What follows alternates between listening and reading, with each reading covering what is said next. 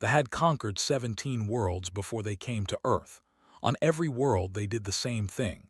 They flew down from space in their huge ships. They built their fortresses on the ground.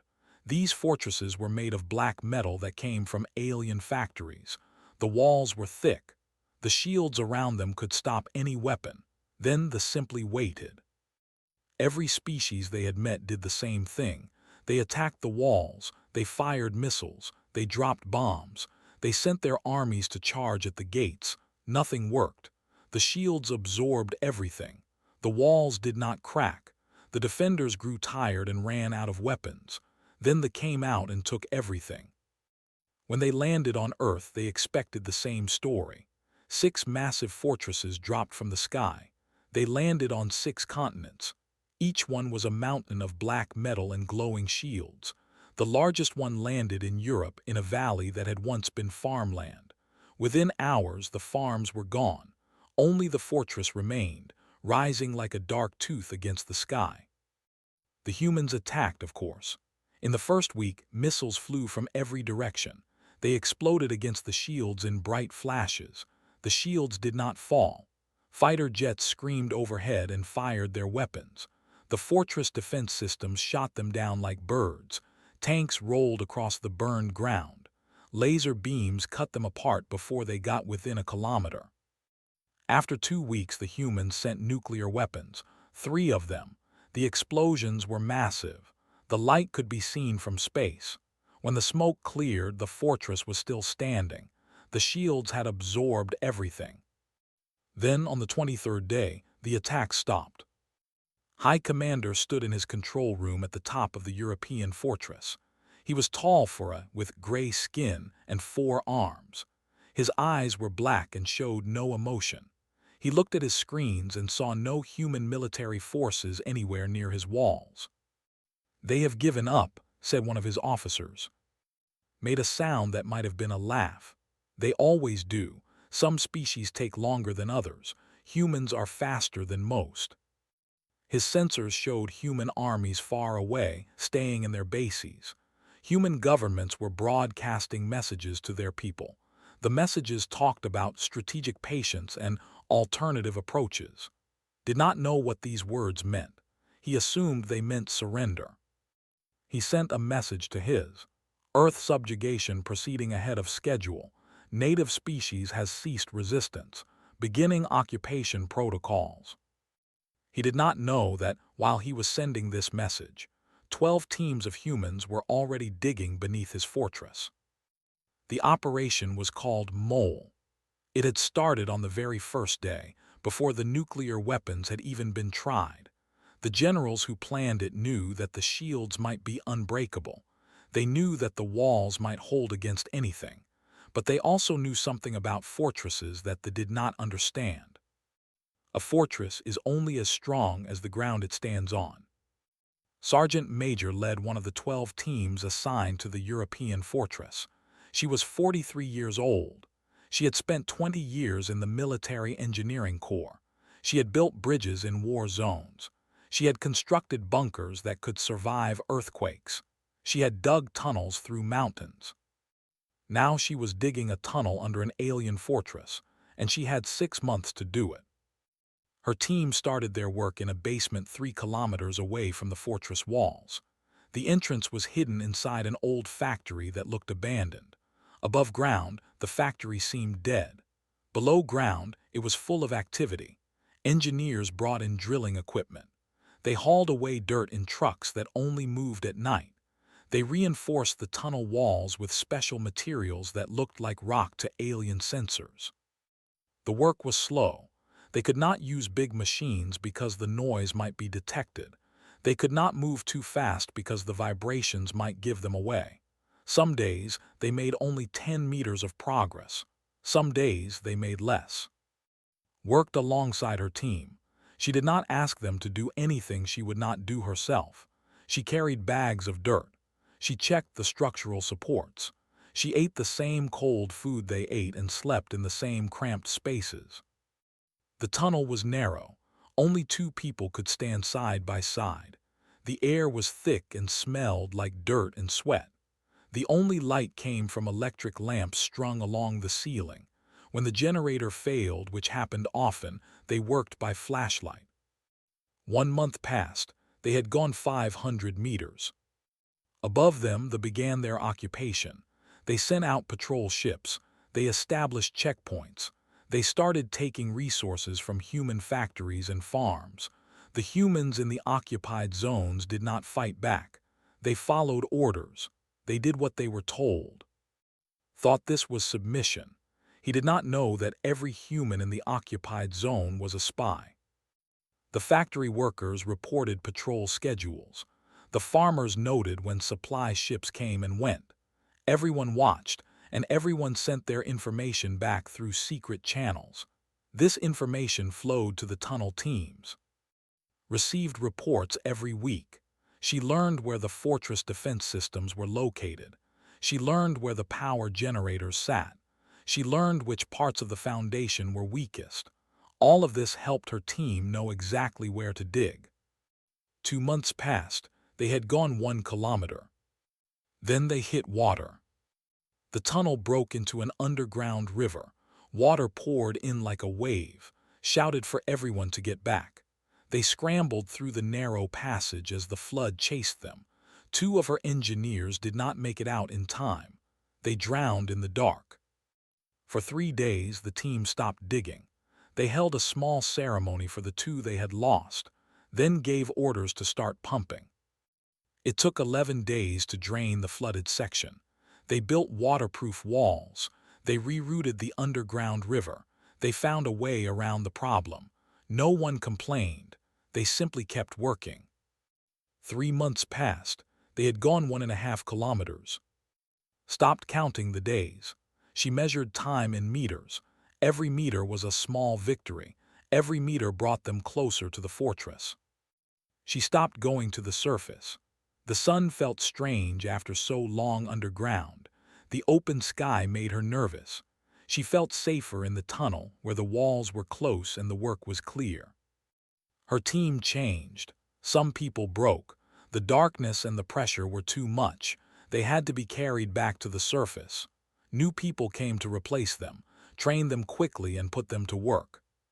4 months passed. They had gone 2 kilometers. The tunnel split into branches now. One team kept digging forward. Other teams dug side passages. They were making room for something big, something that would end the fortress. Received word from Global Command. All 12 teams around the world were on schedule. The plan was working. They just had to keep going. 5 months passed. They had gone 2.5 kilometers. The air was worse this deep. The pumps could barely keep up. Some days people got dizzy and had to stop. The walls groaned under the weight of all the rock above them. Every day expected a cave-in. But they kept digging. On the last day of the 5th month, the lead engineer checked their coordinates. He looked at his instruments. He checked them again. Then he turned to with tired eyes and a small smile. "We're here," he said. They were directly beneath the fortress power core. Above them, 600 meters of rock and metal and alien technology. Above that, sat in his control room, sending reports about how well the occupation was going. He had no idea what was coming. Looked at her team. They were dirty and exhausted. Some of them had not seen sunlight in months. Some of them had lost friends in cave-ins and floods. All of them were still here, still working, still digging. "Start the final phase," she said. They began carving out the blast chambers. The charges they would place there were special. They were small nuclear devices, shaped to push their force straight up. The shields could stop attacks from above and from the sides. They had never thought about attacks from below. No one had ever tried. Watched her teamwork and allowed herself to feel something like hope. They had spent 5 months in the dark. They had lost people. They had suffered, but they had made it. Now they just had to survive the next 30 days. The 6th month began in silence. His team worked carefully in the blast chamber, placing the charges one by one. Each device was small enough to fit in a backpack but powerful enough to destroy a mountain. They had 12 of them. They set them in a circle around the exact center of the fortress foundation. While they worked, reports came in from around the world. All 12 teams had reached their positions. In North America, the team beneath the fortress there had lost a third of their people to a tunnel collapse. They kept going with the survivors. In Asia, one team had dug through an ancient burial ground and had to work around bones and artifacts without disturbing them. They managed it. In South America, toxic gases had leaked into a tunnel and killed 5 engineers in minutes. The rest wore masks and kept digging. Every team had stories like this. Every team had lost people. Every team was still on schedule. Thought about this as she watched the charges being placed. Humans had been digging holes for thousands of years. Long before cities existed, humans had dug wells for water and caves for shelter. They had built mines that went deep into the earth. They had constructed tunnels through mountains that people said could not be crossed. They had never met a species like this. On the 10th day of the 6th month, the charges were in place. Ran a final check. Everything worked. The detonation signal would come from Global Command, sent through cables buried in the tunnel walls.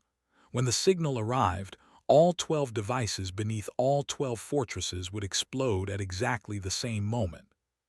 Then she received the next order: evacuate. They had 12 hours to travel back through a tunnel that had taken 5 months to dig. The blast would send shockwaves through the earth. If they were too close, the shockwaves would kill them. If they were too deep, they might be trapped by cave-ins. They needed to reach at least the 4-kilometer mark to be safe. Gathered her team. There were 19 of them left. She had started with 25. "We walk fast," she said. "We don't stop unless someone is hurt. We help each other. We make it out." They started moving. The tunnel was familiar now. Knew every turn, every patch of rough ground, every spot where the walls had cracked and been repaired. She had spent half a year in this hole in the earth. Part of her would miss it. A larger part of her wanted to see the sun again. They walked for 3 hours, then 4. The tunnel stretched ahead of them, lit by dim electric lights. Behind them, the blast chamber waited in darkness. At the 6-hour mark, they passed the spot where the underground river had broken through. The water was gone now, but the walls were still damp. Remembered the 2 engineers who had died here. Their names were written on a plaque back at the surface. They kept walking. At the 8-hour mark, they reached the branching tunnels. They took the main passage, moving upward now. The air was better here. Some people started talking quietly. Others were too tired to speak. Checked her watch. 4 hours left. Above them, they had no idea what was coming. Their sensors were not designed to detect tunnels made of materials that looked like rock. Their patrols watched the skies and the horizons, not the ground beneath their feet. Was probably sleeping in his quarters, dreaming of the wealth he would extract from this conquered world. At the 10-hour mark, they reached the 2-kilometer point. The tunnel was wider here. The old section where they had started months ago allowed herself to relax a little. They were going to make it. Then the tunnel ahead collapsed. It happened without warning. A support beam cracked. The ceiling fell. Dust and rocks filled the passage. When the noise stopped, there was a wall of debris blocking their path. Stared at it. They had 2 hours. Digging through that much rock would take at least 4. "Find another way," she said. There were side tunnels, narrow passages they had dug for emergency use. The engineer pulled out a map. He found one that went around the collapse and rejoined the main tunnel on the other side. It was small. They would have to crawl. "Go," said. One by one, her team squeezed into the side tunnel. It was barely wide enough for a person. The walls pressed against their shoulders. The ceiling scraped against their backs. They crawled through darkness, following the person ahead of them, trusting that the passage led somewhere safe. Went last. She was bigger than most of her team, and the walls felt tight around her. She pushed forward anyway, 1 meter at a time. Behind her, she could hear nothing but rock and silence. Ahead of her, she could hear her team breathing and moving. 1 hour left. The side tunnel seemed to go on forever, lost track of time. She just kept crawling, kept pushing, kept moving. Her arms ached. Her knees were raw. She did not stop. Finally, she saw light ahead. The side tunnel opened into the main passage, past the collapse. Her team was already there, helping each other out of the narrow space. 30 minutes left. They ran. The tunnel sloped upward. The air grew fresh. Could smell something that was not dirt and sweat. It took her a moment to recognize it. It was wind, the wind from outside.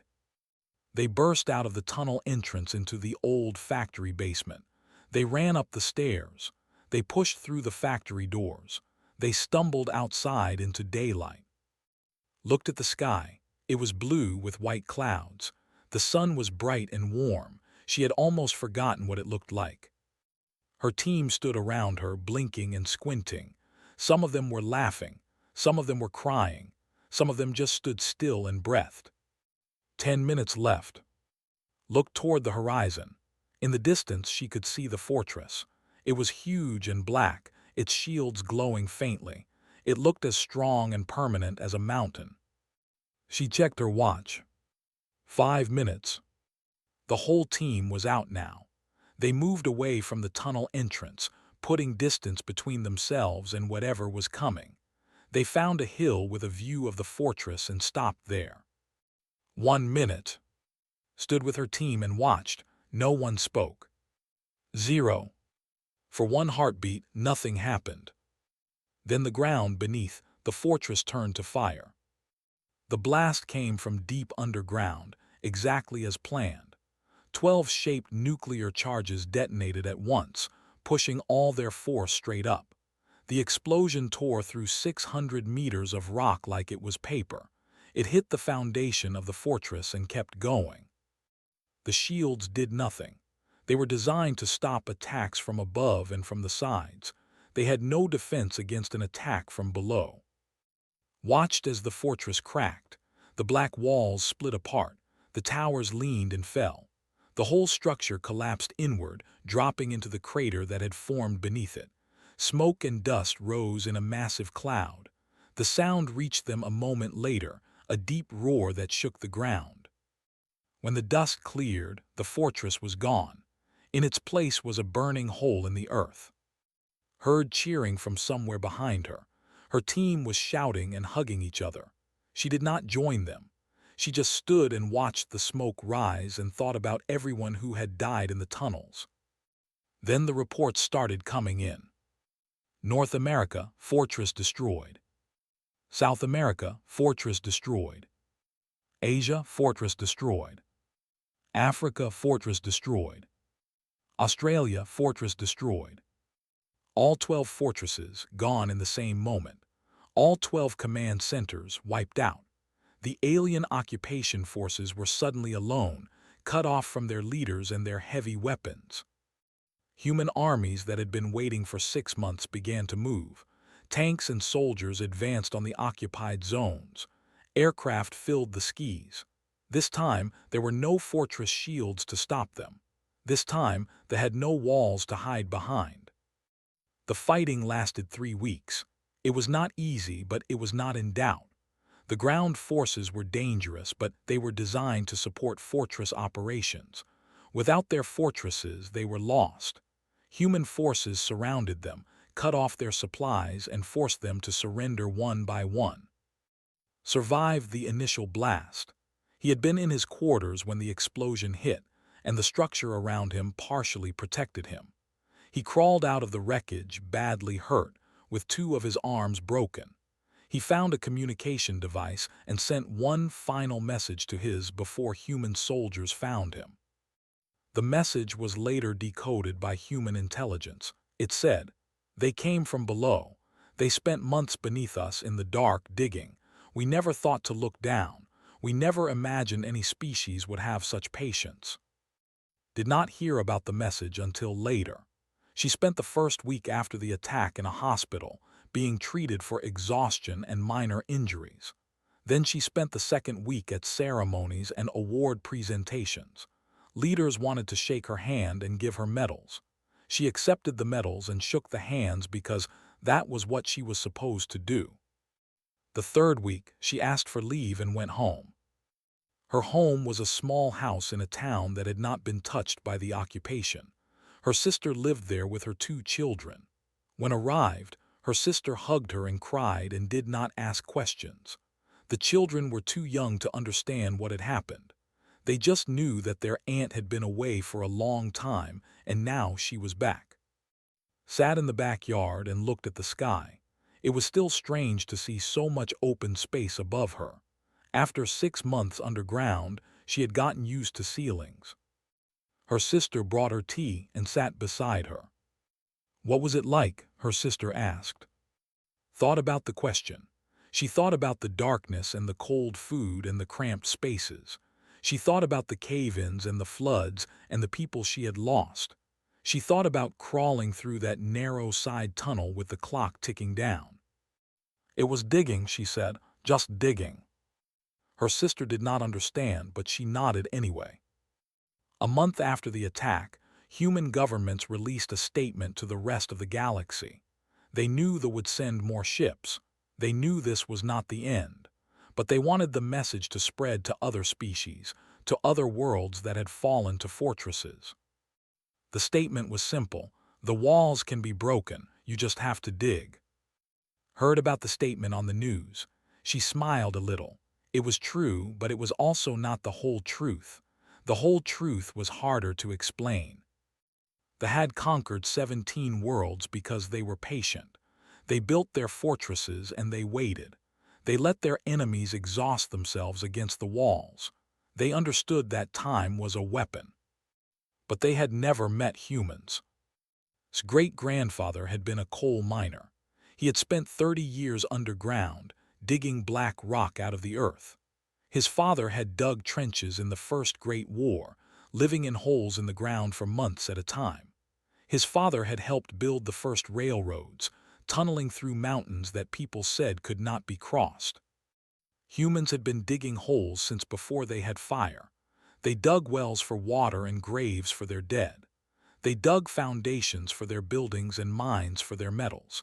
They dug shelters when enemies came and tunnels when walls blocked their way. The thought they understood patience.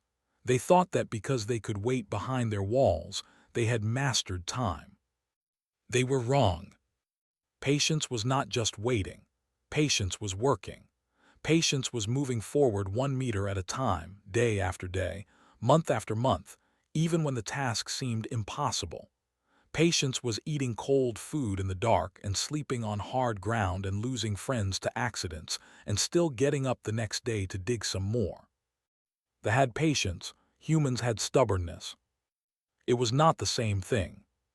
6 months after the attack, the first reinforcement fleet arrived at the edge of the solar system. It was 3 times larger than the original invasion force. They had come to avenge their fallen fortresses and punish the species that had destroyed them. They found a world that was ready. Human satellites detected the fleet while it was still far away. Military forces mobilized. But more importantly, on every continent, in every country, digging operations had already begun. New tunnels were being excavated, deeper and longer than before. New blast chambers were being prepared. New charges were being manufactured. If they wanted to build more fortresses, the humans would dig under them too. They would dig as many tunnels as they needed, for as long as they needed. They would keep digging until there were no more fortresses left. Was back in uniform by then. She had been promoted and given command of the entire European tunneling division. She stood in her new office, looking at plans for expanded operations, when the news about the fleet arrived. An aide asked her if she was worried. Thought about the question. She thought about her team, still recovering from the first operation. She thought about the new recruits who were already training. She thought about the tunnels being dug all across the planet, each one a message to the... No, she said, I'm not worried.